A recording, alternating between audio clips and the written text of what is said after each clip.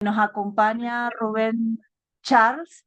Él es de origen venezolano, egresado de la Universidad de Oriente, tiene más de 20 años de experiencia en la industria. Él actualmente se desempeña como petrofísico Senior Principal Solution Consultant de la empresa Aspentec. Y bueno,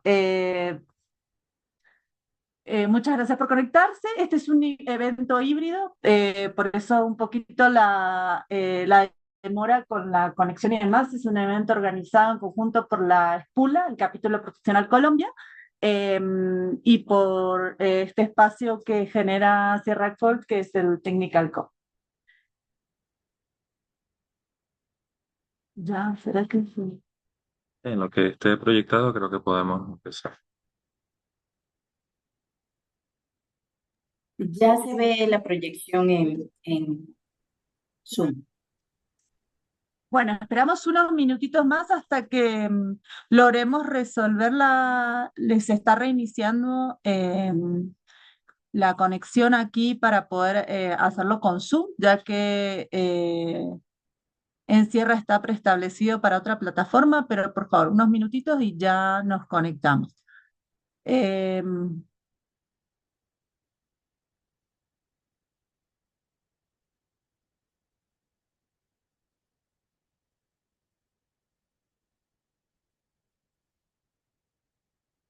bueno, Rubén actualmente reside en México. También ha vivido en Argentina, en Venezuela, tiene amplia experiencia en Latinoamérica y ahora está en Colombia como parte de un taller que se está haciendo con Aztec en Sierra Col. Gracias. Hay cafés y deciden, y creo que van a traer ahora unas galletitas también, por si quieren servirse.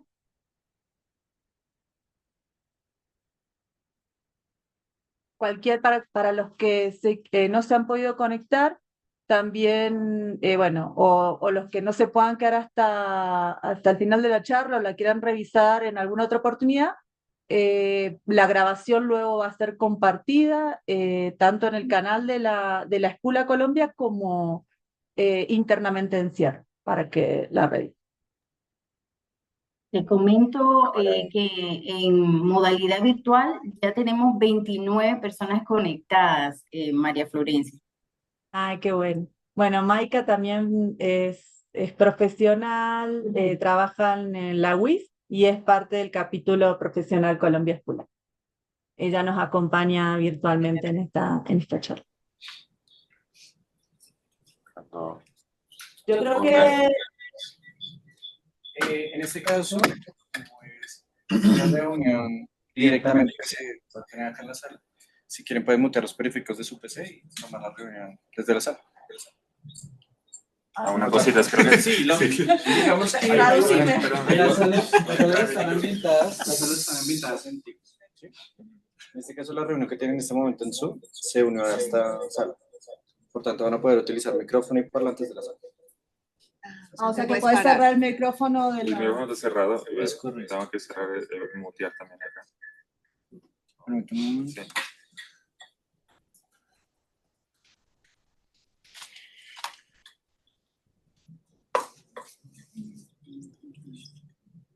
A ver, probando, sonido. Si quiere, puede proyectar. Hola, hola.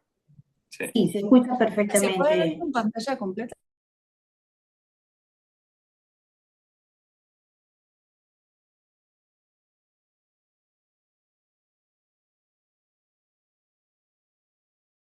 Entonces, está complicado, digamos.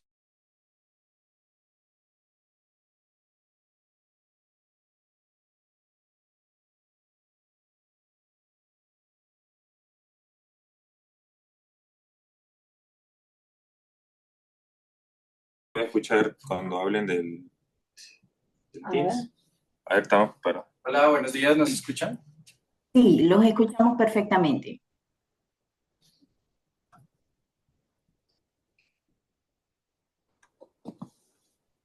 ¿Nos pueden escribir si nos escuchan? Nosotros los escuchamos a ustedes.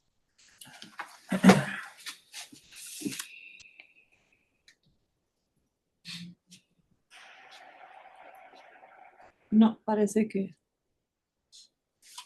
Sí, no, les escribo por el chat. sí. Nosotros los escuchamos. Parece que ustedes no nos escuchan a nosotros. Bueno, a ver. Cierra el micrófono de la sala y habla del computador.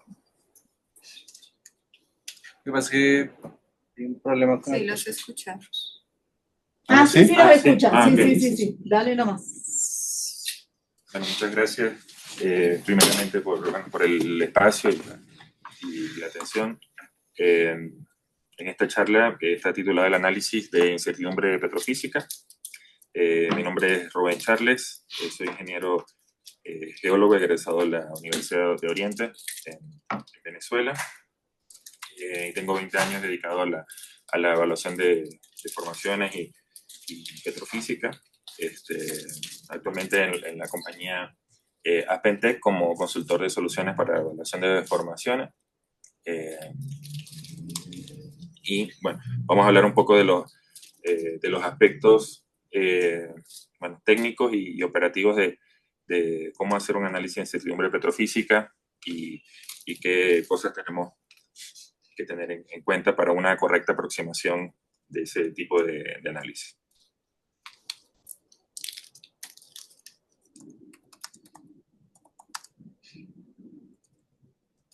Okay, primeramente, pensar que los análisis petrofísicos tienen un objetivo, en este caso en la industria de la energía o de los hidrocarburos. Estamos enfocados en encontrar y explotar un recurso que son los hidrocarburos, y eso implica tener una evaluación cuantitativa de ese recurso, ¿no? del volumen. En esta disciplina eso implica principalmente la porosidad, la saturación y el volumen efectivo de hidrocarburo, el espesor neto, los factores de recuperación y, bueno, una ecuación, vamos a decir, resumida de este volumen. Bueno, implica los espesores netos, el volumen de roca multiplicado por la porosidad, por la saturación de hidrocarburos, o que es lo mismo, 1 menos la saturación de agua. Entonces, digamos que esa es nuestra función objetiva. Sin embargo, todos esos elementos, como el espesor,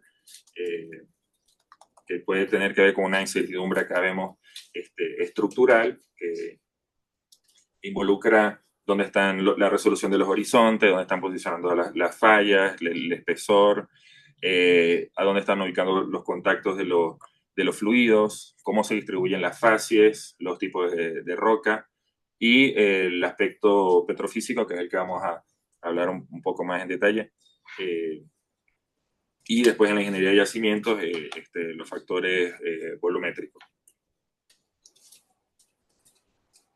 Cuando hacemos una evaluación de recursos, ¿no? Que esto avala o apalanca una evaluación económica, dependiendo de la evolución de esa evaluación, vamos a encontrar, o sea, diferentes etapas, ¿no? Como la evaluación de recursos prospectivos, recursos contingentes, hasta una fase de evaluación de reservas, donde tenemos una escala de incertidumbre. Esa incertidumbre típicamente señala tres valores, o tres valores de certeza, 1P, 2P y 3P, que pueden ser asociados a un volumen de reservas que son probadas, probables y posibles. Es decir, que desde el inicio, desde la evaluación o la cuantificación de las reservas, ya hay una incertidumbre asociada, o hay un volumen que probablemente esté en el yacimiento que sea mayor que la estimación probada o conservadora.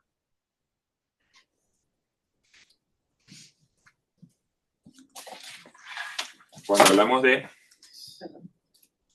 hablamos de incertidumbre petrofísica, bueno, estamos usualmente trabajando con datos de registro, ¿no? Que vemos allí en esta presentación vertical, o este template o el hallado vertical del pozo. Pero eso también desencadena otros procesos, por ejemplo, en el modelado geológico, cómo se distribuyen las fases, cómo se distribuyen las porosidades, los variogramas. Entonces, el dato petrofísico tiene implicaciones, ¿no? en el modelado donde típicamente se evalúan los volúmenes totales, ¿no? Si hacemos una combinación o una iteración de diferentes escenarios, diferentes combinaciones de métodos de distribución o diferentes versiones o estimaciones de los modelos petrofísicos, vamos a encontrar un rango de soluciones. Y a través de esta distribución y con una correcta aproximación de esas incertidumbres, vamos a obtener un valor, vamos a decir, el mejor estimado, un valor pesimista y optimista. Y el rango de esa incertidumbre, bueno, tiene que ver con la incertidumbre de los datos y los procesos que involucran ese análisis. Acá, citando una referencia de las guías de evaluación de reservas de la SPE, tenemos una introducción acerca de las incertidumbres típicas que tienen las estimaciones de esos elementos que vimos en la ecuación inicial. Digamos que cuando no tenemos un mecanismo para cuantificar la incertidumbre individual de esos aspectos, hay unas guías.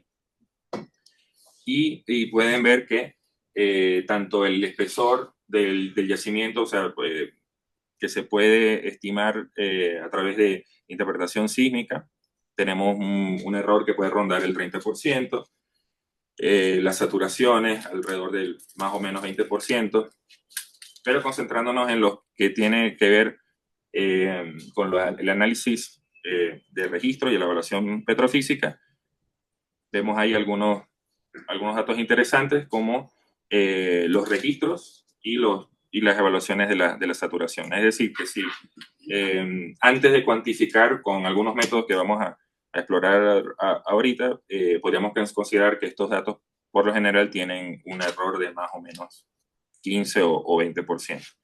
Una pregunta. Sí. ¿Ese cálculo de ese rango de dónde proviene? ¿De dónde se dice que el 30%, el 15%, de dónde? Sí, en este caso es vamos a decir, está basado acá en esta referencia que es de la SP, son análisis, vamos a decir, empíricos de la sociedad de la SP, pero lo que vamos a ver en esta presentación es cómo se determinan para el caso que vamos a evaluar un valor más preciso. Pero, sí, reforzándonos esta lámina, esto lo que sugiere es que si tuviésemos que dar una respuesta inmediata, estos son los valores sugeridos. Pero vamos a ver cómo se obtiene, que es la idea de tener una evaluación cuantitativa de la incertidumbre. Pero, así como para tener una escala de qué implican estas variaciones, si nosotros modificamos más o menos 20% o 15% a esos indicadores, vamos a obtener un resultado que puede variar, o sea, de un resultado pesimista de menos 45% o un resultado optimista que puede excedernos el 65%. O tomando un elemento en particular como la porosidad, o sea, si tenemos una porosidad base del 14%, eso quiere decir que de un 11.9, que sería el menos 15%, o el más 15%, que sería 16, tenemos un rango de porosidad base de incertidumbre del 2%. Pero vamos a entrar ahora un poco más en la metodología, cómo llegamos a estos resultados.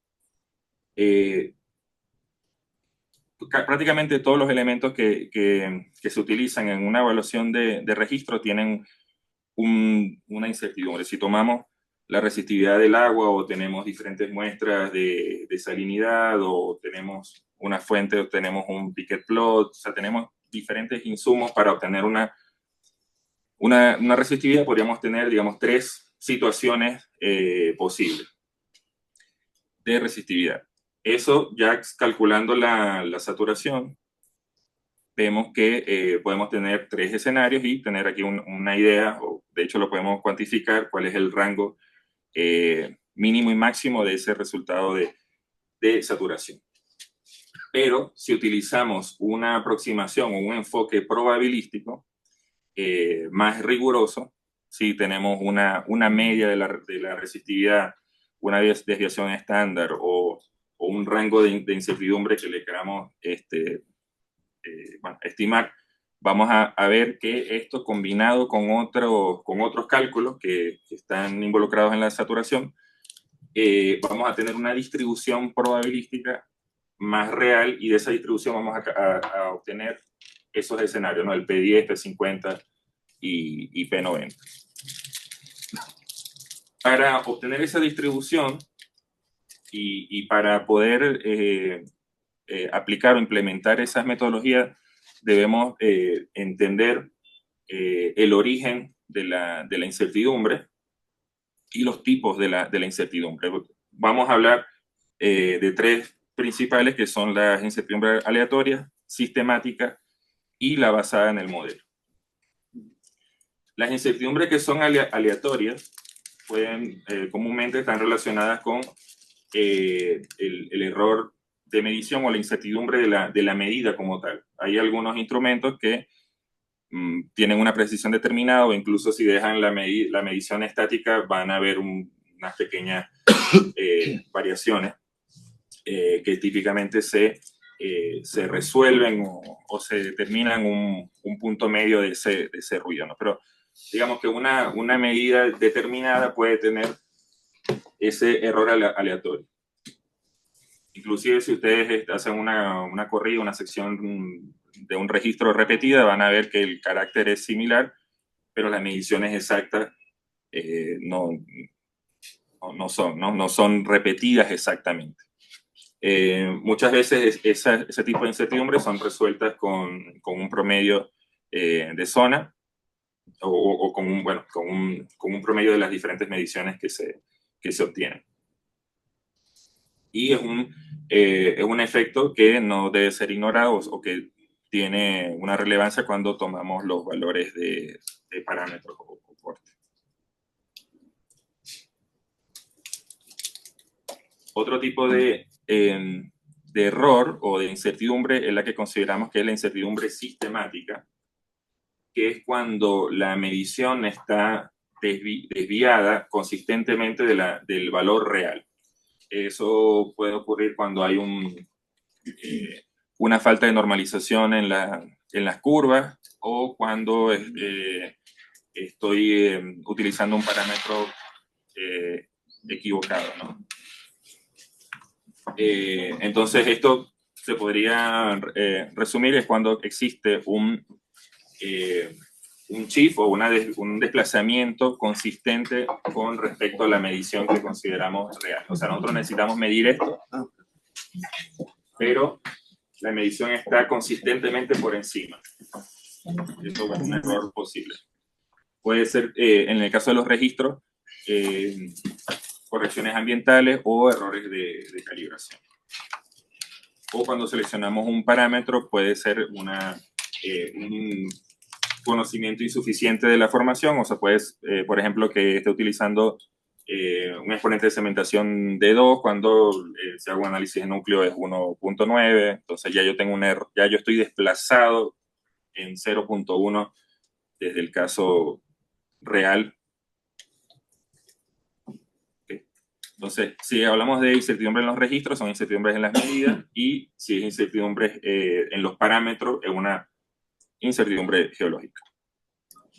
Otro tipo de incertidumbre es la que está basada en los modelos, que eso ocurre cuando estoy aplicando un método que no es el adecuado para la formación. O sea, estoy aplicando Archi en una formación arcillosa, o estoy utilizando una ecuación que utiliza arcilla estructural cuando tengo arcilla laminar, y así sucesivamente. Entonces, ahí ya no tiene que ver con la medida, sino en el modelo de interpretación, y muchas veces esta incertidumbre es la que tiene el mayor impacto y no es cuantificada. Vamos a ver que sí se puede hacer.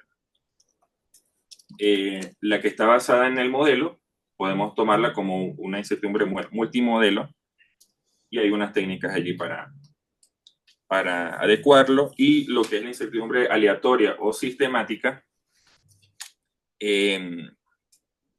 la vamos a evaluar con una técnica que es el procesamiento de Monte Carlo, que es el procesamiento de números aleatorios.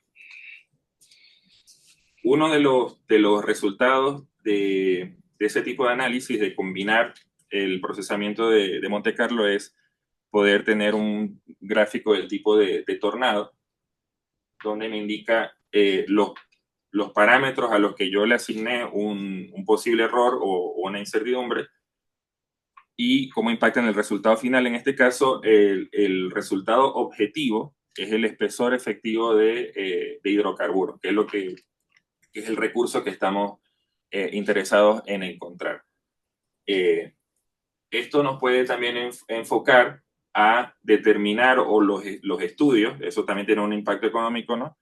Que, por ejemplo, que no es tan importante o relevante, en primer lugar, ver la densidad, determinar la densidad del fluido, o si las curvas de neutrón o el punto de matriz de la lutita de densidad de neutrón están adecuados, cuando realmente la incertidumbre que yo tengo es donde estoy colocando en este ejercicio, en este ejemplo, el gamma ray limpio, o el registro como tal del neutrón por condiciones ambientales tiene una incertidumbre. Entonces, esos son los dos aspectos donde me voy a enfocar, o puedo enfocarme también en los análisis eléctricos para determinar un correcto exponente de segmentación. En fin, esto nos va a ayudar a enfocar los esfuerzos en qué información necesitamos refinar. Otra de las cosas que tenemos que pensar es correcto, o sea, cuando tenemos una baja incertidumbre, significa que la respuesta esté correcta.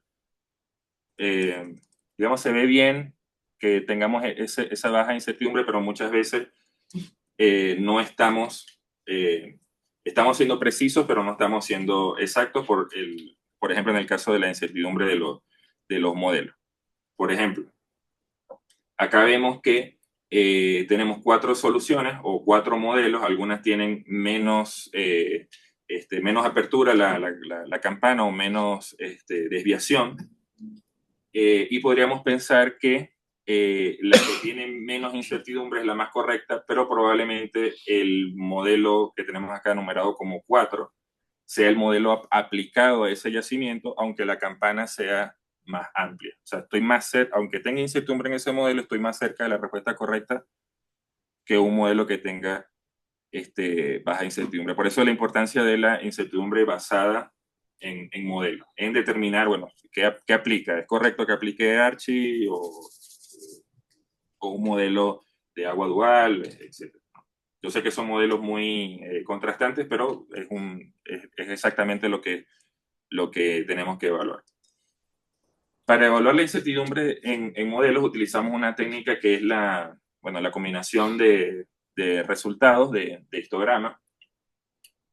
Estas serían, en el caso de utilizar 3 modelos, las 3 distribuciones, y nos daría el rango total, o sea, de P10 a P90, combinando los posibles modelos que yo pudiese utilizar. Cuando se obtiene una información adicional que descarte los otros modelos, ya sabemos en qué parámetros necesitamos afinar, o qué decisiones debemos tomar. Si esas decisiones nos llevan a tomar el modelo número 3, vamos a tener en sí misma una distribución o una incertidumbre de esa solución, pero vamos a estar cercanos a la solución correcta. Bueno, digamos que es una frase de Sherlock Holmes, ¿no? O sea, aquí lo que estamos haciendo es eliminar los valores imposibles, o sea, los escenarios improbables, como por ejemplo, ya yo sé que Archie no aplica, entonces me quedan uno o dos escenarios más. Entonces, aunque las soluciones sean improbables, son las más cercanas a la realidad.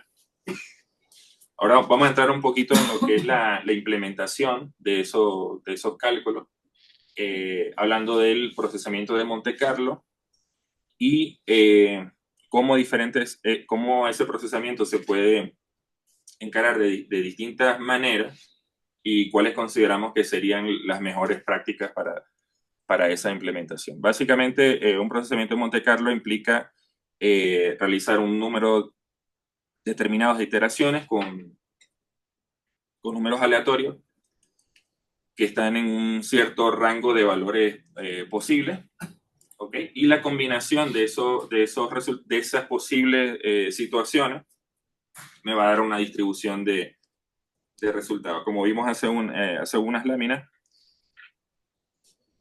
en vez de tener en el caso de la saturación,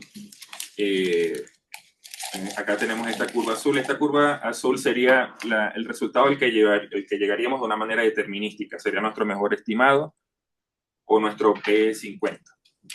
Pero si consideramos que el dato de resistividad o salinidad del agua tiene un margen, la respuesta más adecuada sería ¿cuánto me impacta esa duda en el resultado? Entonces acá tengo el mejor estimado y la distribución del mismo. Y esa es la manera en la que es presentado.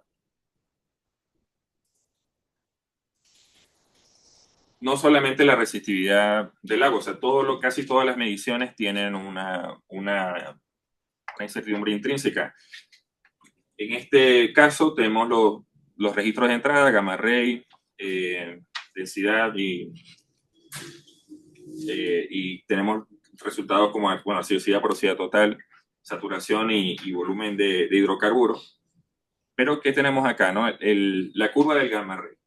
La curva de gamma ray la medición está hecha en unas condiciones ambientales, de diámetro del agujero, temperatura, características del lodo.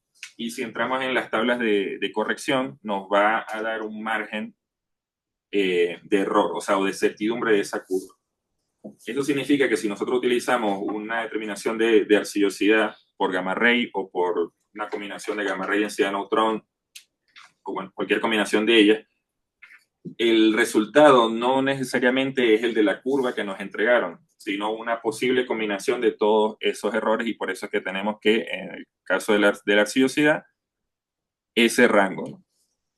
También hay una incertidumbre en dónde pongo la línea limpia, si este valor en realidad representa una arenisca con 0% de arcillosidad o una lutita con 100% de arcilla. Entonces, todas esas combinaciones se deben analizar. ¿Cómo se suelen implementar? Hay una implementación que es el flujo de trabajo modular, donde cada aspecto,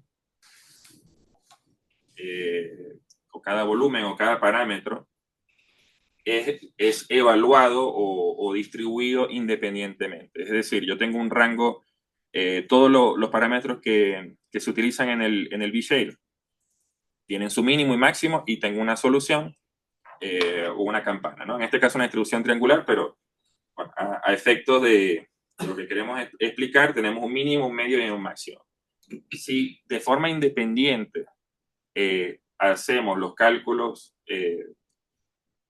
de porosidad o las entradas que utilizo en la ecuación de porosidad, va a tener también una combinación de resultados que están independizados del V-Shale. Pero nosotros sabemos que en la geología hay ciertas combinaciones que no son posibles o coherentes, ¿no? Una roca, el extremo más arcilloso no debería coincidir con el extremo de la mejor porosidad. En otras palabras, si nosotros combinamos todas las incertidumbres de manera independiente, estamos creando un rango de incertidumbre ficticia, porque estamos exagerando, o sea, estamos combinando soluciones que no son coherentes entre ellas. Entonces, vamos a ver ahora un ejemplo con la otra versión, que sería una que llamamos un single workflow. Pero antes de eso, ilustrar que la distribución de los resultados también depende de la distribución o de la forma de la función. Si nosotros tenemos una distribución normal o triangular y utilizamos la ecuación que estamos evaluando, digamos saturación o porosidad, si son lineales, la distribución del error o del resultado va a ser normal. Pero si es es exponencial, vamos a ver que si introducimos una distribución normal, el resultado va a estar sesgado. Entonces, no siempre la distribución del error es igual a la distribución del resultado.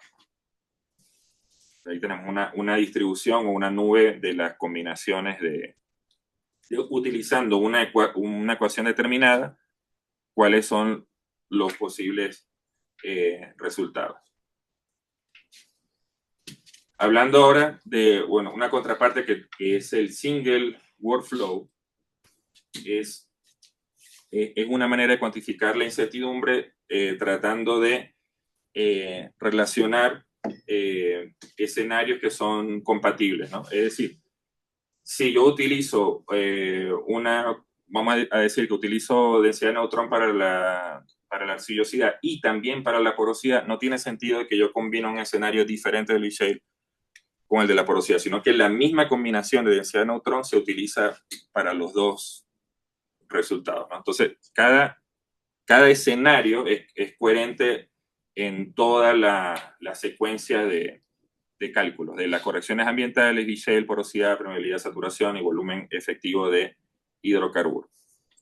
Esto tiene una importancia que es que tome en cuenta la dependencia funcional, ¿no? La coherencia de esos escenarios. Entonces, estas son las situaciones que se pueden presentar en un modular workflow, como estoy combinando escenarios que no necesariamente son compatibles, estoy teniendo una incertidumbre máxima, pero no es una incertidumbre real, es una incertidumbre forzada, ¿no? Si tomamos en cuenta la interdependencia de los parámetros, vamos a tener una ventana, una desviación, pero va a ser coherente. Entonces, comparando estos dos métodos, consideramos que geológicamente la manera correcta de implementar un procesamiento de Monte Carlo sería con un flujo combinado y no con un flujo modular. También pasa con la distribución de los parámetros. Hay mucho, en este caso estamos tomando el punto de la lutita o de la arcilla, también arcilla seca, matriz, etc. Si nosotros colocamos ese punto en la ecuación, pero las curvas de entrada se mueven, es lógico pensar que ese punto se mueva del lugar con la nube. Es una decisión que podemos tomar, pero si hay una incertidumbre en la medición, entonces el punto que gráficamente selecciona no necesariamente va ahí. Y eso se traduce o nos lleva a ilustrar cómo se pueden implementar la interdependencia de parámetros. En este caso, bueno, tenemos un Piquet plot, donde tenemos aquí, digamos, asumimos una roca saturada por agua, con un gradiente, que es el exponente de cementación. Y tenemos, bueno, las diferentes líneas de saturación. ¿Qué pasa si yo aplico una incertidumbre o muevo esos datos de entrada? O sea, yo le aplico un rango de posibilidades a la porosidad o a la resistividad. Esa nube de puntos se va a mover. Pero si yo le sigo manteniendo la misma resistividad y el mismo M, estos puntos representarían teóricamente a la misma roca saturada por agua, pero las mediciones se desplazaron. Entonces, la resistividad que corresponde a ese escenario no es la misma que yo tomé de base. O sea, yo necesito considerar que hay un movimiento o sea, una interdependencia. Si yo me hago una cosa, los parámetros se deben de mover. Por ejemplo, si yo tomara el mismo intervalo de agua, pero con una incertidumbre en las mediciones, esa roca me quedaría con una saturación que no es el 100%. Lo mismo pasaría al contrario. Me colocaría o me sobreestimaría una roca que posiblemente tenga una saturación de hidrocarburo, me la va a llevar a la saturación del 100% de agua. Entonces, lo que nosotros proponemos allí es que esa línea, esa pendiente, la resistividad y el rango se muevan acorde al escenario al escenario de Monte Carlo que se seleccionó. Esto en YOLOG se implementa en todos los parámetros que son seleccionados gráficamente, como puede ser el Piquet Plot o el Cross Plot de densidad neutra. O sea, que honre la interpretación que tú hiciste, pero que se mueva en función de la incertidumbre que tienen las mediciones. Eso, en YOLOG está implementado en donde los parámetros que son seleccionados de manera gráfica. Otra cosa a tener en cuenta en el procesamiento de Monte Carlo es cómo se seleccionan los números. Bueno, las computadoras tienen un generador de números aleatorios, o sea, una ruleta, desde ahí la relación con Monte Carlo. Pero, ¿cómo se generan esos números en la práctica? Hay un procesamiento horizontal, que significa que a una profundidad determinada yo voy a generar esos números y tengo diferentes iteraciones hasta las 5. ¿Qué pasa con la iteración de la siguiente profundidad? Que el generador del número aleatorio no es el mismo de la iteración 1 con la profundidad anterior. Eso provoca que ese escenario, esa iteración 1, el random number no sea coherente con la profundidad anterior. Eso lo que va a hacer es que va a tener un ruido en ese escenario que se puede interpretar como un error aleatorio, pero toda la curva, vamos a decir, no va a ser consistente, ¿no? en el error. Ese sería el procesamiento horizontal. Versus el procesamiento vertical, que tú generas un número aleatorio para toda la profundidad, te genera una curva que está desviada de la media o está tomándose de la media. Igualmente la iteración número 2 es consistente en sí misma y así sucesivamente. Eso es el procesamiento vertical. ¿En qué impacta, no? Si consideramos la incertidumbre aleatoria, sistemática, si puedo sacar el P10, el P50, vamos a ver que el procesamiento vertical es más apropiado para el objetivo que nosotros necesitamos, porque toma en cuenta la incertidumbre sistemática, puedo tener un output de P10 y P50, porque pues, como el horizontal, una profundidad no depende de la otra, es difícil saber que ese escenario 1 corresponde con el P10 o P50 o P90. Entonces, tomando estos aspectos, nosotros implementamos en YOLOG y consideramos que es más correcto utilizar un procesamiento vertical. Esto es un poco cómo variarían en las distribuciones en lo que hablamos, el modular workflow, el single workflow, procesamiento vertical y procesamiento horizontal. En el caso de YOLOG, está implementado como un single workflow y un procesamiento vertical. Otra cosa que se suele analizar o preguntar cuántas iteraciones son necesarias. Hay un tema o una influencia también en la capacidad que tengamos de cómputo, pero en los datos petrofísicos no suele ser un problema muy grande. Pero vamos a ver que si hacemos, aquí tenemos un histograma de espesor de hidrocarburos con 10 iteraciones hasta 10.000.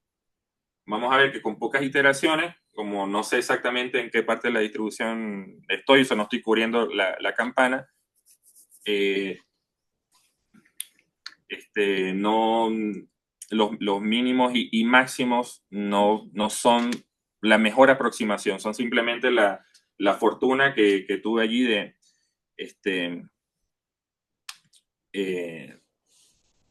o los escenarios que fueron seleccionados aleatoriamente, que no necesariamente representan el mínimo y el máximo posible. Y vamos a ver cómo incrementan en 100, 500 iteraciones. Llega un momento en que la distribución se estabiliza, 750, 1000, 2500. Nosotros podríamos, la mayoría de los casos, trabajar con 5000, entre 2500 y 5000 iteraciones. Vemos que no es beneficioso o no estoy encontrando una información adicional si estoy colocando 10.000 iteraciones. Si tenemos, o sea, si queremos nosotros determinarlo, podemos hacer este análisis con nuestros propios datos antes de hacer la corrida más general y establecer ahí un parámetro de evaluación, ¿no? En este caso podríamos sugerir por default un número entre 2.500 iteraciones y 5.000. Acá tenemos otros ejemplos, o sea, lo que nosotros estamos buscando es el número de iteraciones donde la distribución ya no cambia. Y estas son distribuciones basadas en modelos, o sea, tengo tres modelos, una incertidumbre total, y también se van estabilizando, en este caso vamos viendo entre 2.000, 2.500, inclusive con menos iteraciones también se está estabilizando, y estamos viendo ejemplos de diferentes cuencas, ¿no? Y diferentes campos. Entonces, para ir juntando, bueno, algunos conceptos que hacemos en el procesamiento en YOLOC. Tenemos incertidumbres en los registros, hacemos un procesamiento de Monte Carlo y tenemos una distribución de esos resultados. Esos resultados son almacenados en un arreglo y cuando nosotros entregamos ese dato a un modelador, o sea, le entregamos todas las soluciones posibles, y cuando se hace un proceso de incertidumbre geológica, se puede identificar o se puede traquear cuál es el conjunto de registros que provoca o que da como resultado ese modelo. Bueno, aquí otro aspecto práctico del procesamiento, que nosotros le asignamos una distribución al dato de entrada, o sea, sea la curva o sea el parámetro de entrada. Normalmente, si queremos simplemente cuantificar o tener un mejor aproximado del 10, 50 y 90 con una distribución triangular, suele ser suficiente porque justamente acota esos rangos. Pero también es posible hacer una distribución normal, ¿no? Puede utilizarse también una distribución uniforme, aunque en los datos puramente geológicos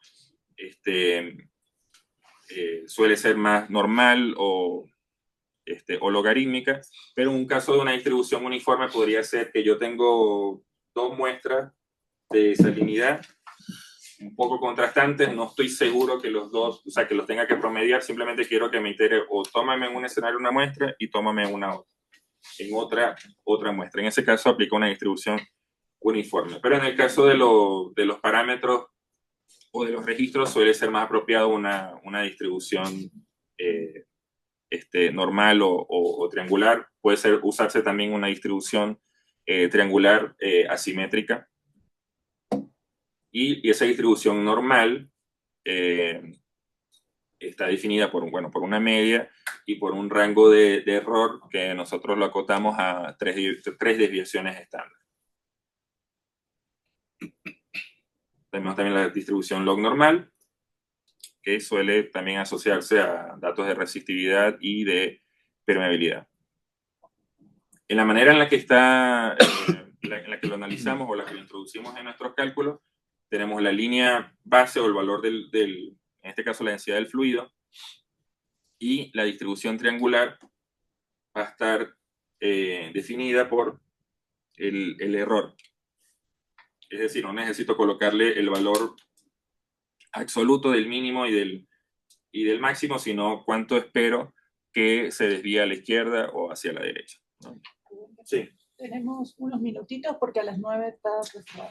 Ah, sí, ok, vamos a avanzar un poquito. Entonces, el tema de la certidumbre y la precisión. O sea, no necesariamente una baja certidumbre significa una respuesta correcta.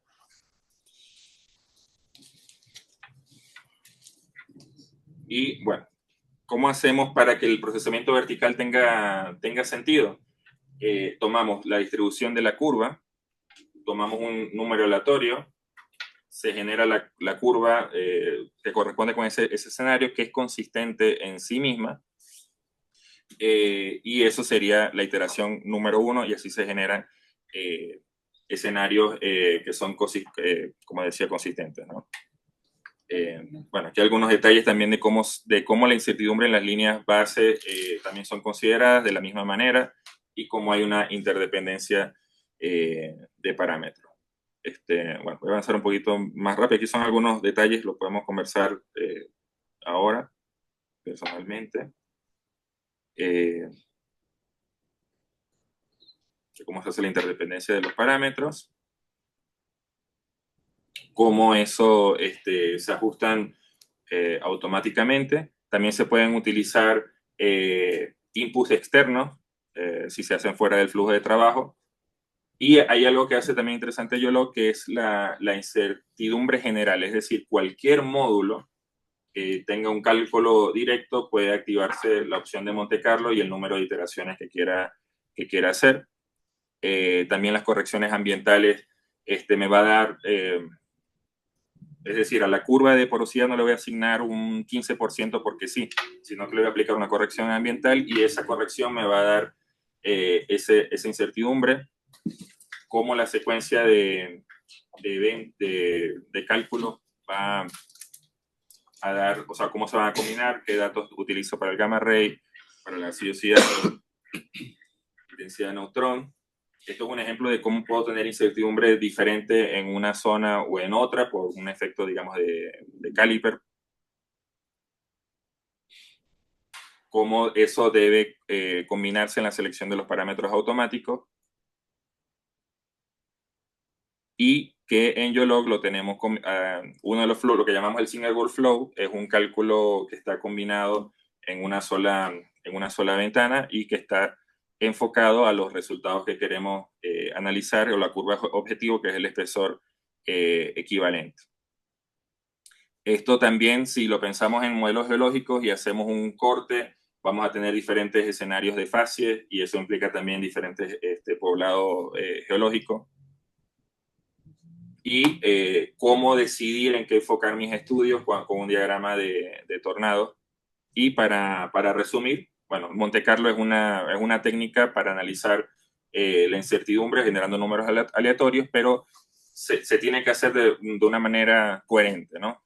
Para no decir correcta. O sea, el proceso de Monte Carlo puede ser implementado de diferentes maneras, pero considerando los aspectos geológicos, pensamos que un procesamiento vertical y una interdependencia de parámetros sería el enfoque justo, y no crear incertidumbre nada más por combinar valores.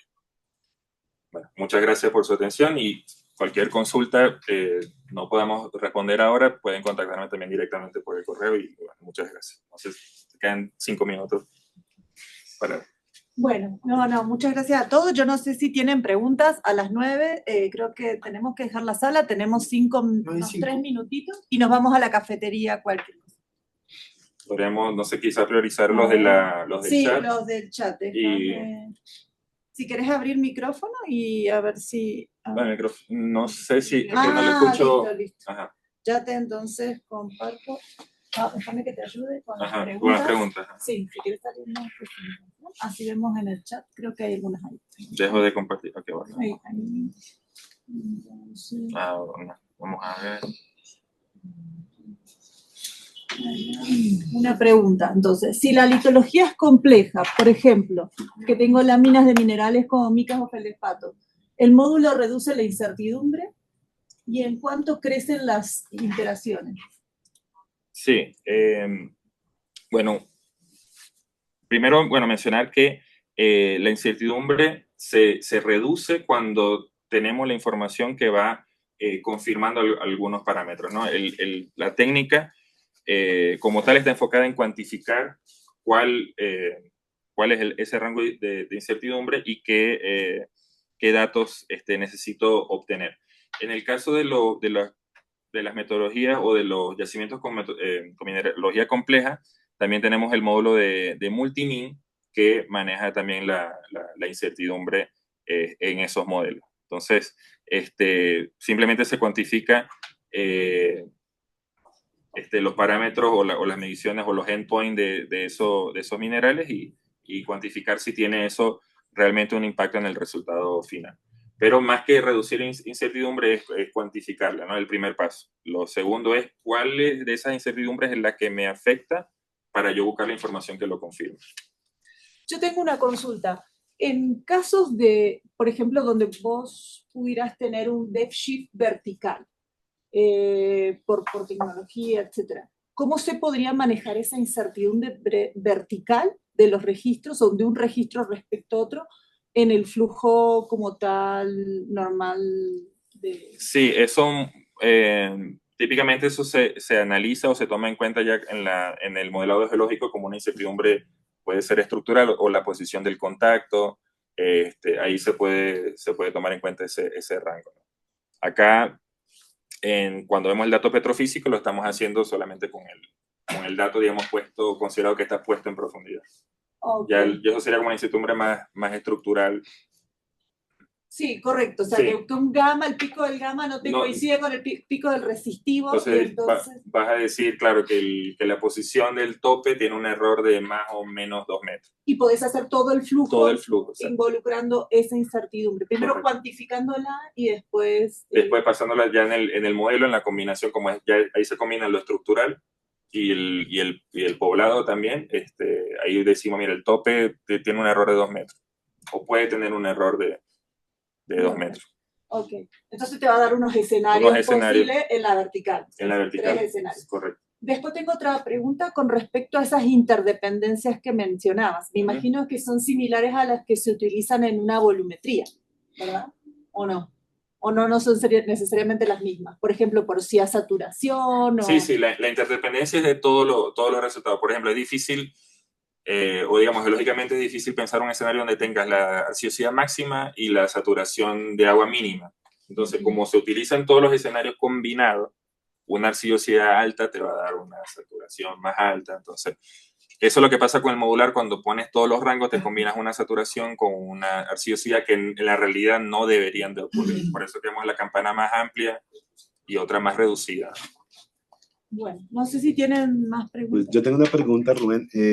Tú en un slide mostraste diferentes modelos de saturación con sus incertidumbres cada uno. Bajo tu experiencia, ¿qué criterios tienes en cuenta para poder definir cuál es el mejor modelo de saturación con esas incertidumbres que manejan para poderlo aplicar y pues que sea acorde de pronto a la producción que pueda tener el pozo? Sí, muchas veces, bueno, en los casos de la saturación, de las ecuaciones de saturaciones, bueno, tenemos el extremo de Archie, que digamos que no está perdiendo aplicación por las limitaciones que tiene, y tenemos diferentes modelos que involucran la arcillosidad, ¿no? Y muchas veces tienen en cuenta, o lo que decidimos es cómo está la información.